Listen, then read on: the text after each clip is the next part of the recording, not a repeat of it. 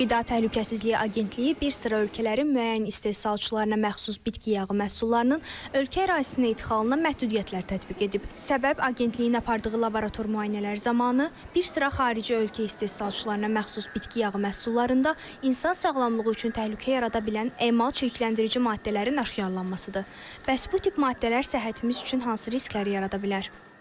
Kimyəvi maddədir ki, çox təəssüflər olsun ki, bu maddəni uzun müddət və müntəzəm olaraq istifadə etdiyimizdə bunların əsas hədəf toxumaları, hədəf orqanı böyrəklərdir. Bunlar böyrəklərdə yığışaraq, toplanaraq ciddi böyrək çatışmazlığını gətirib çıxarda bilər. Aparılmış bəzi elmi araşdırmalarda isə bu sübuta yetirilib ki, bu kimyəvi maddə onkoloji xəstəlik yaratma riski də həddindən artıq çox yüksəkdir. Qida ekspertləri bildirir ki, marketlərdən yağ alarkən güvəndiyiniz markalara və qiyməti çox aşağı olmayan yağlara müraciət etmək daha doğrudur. Çünki bəzi marketlərdə fərqli markalarda müxtəlif qiymətlərə mənşəyi bilinməyən yağların da satılma ehtimalı ola bilər.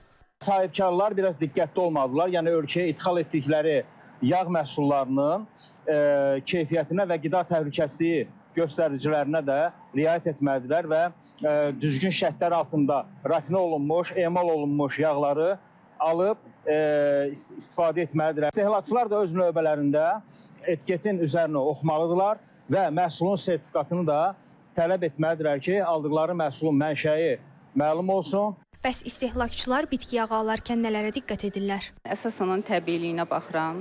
Yəni mütləq oxuyuram tərkibində nə qədər təbiilik var, naturallıq nə qədərdir, qatqıları nə qədərdir. Tam şəkildə yəni çalışdığım qədər çox ucuz olan yağlardan, yəni belə deyək də uzaq durmağa çalışıram. Mütəxəssislər istehlakçılara bitki yağı alarkən məhsulun etiket məlumatlarını, mənşəyini və təhlükəsizlik göstəricilərini də diqqətlə yoxlamağı tövsiyə edir. Aktda isə uyğunsuzluq aşkarlanan məhsullarla bağlı nəzarət tədbirlərinin davam etdiriləcəyini bildirir. Zənişan Məmmədova, Anar Ağazadə, İTV Xəbər.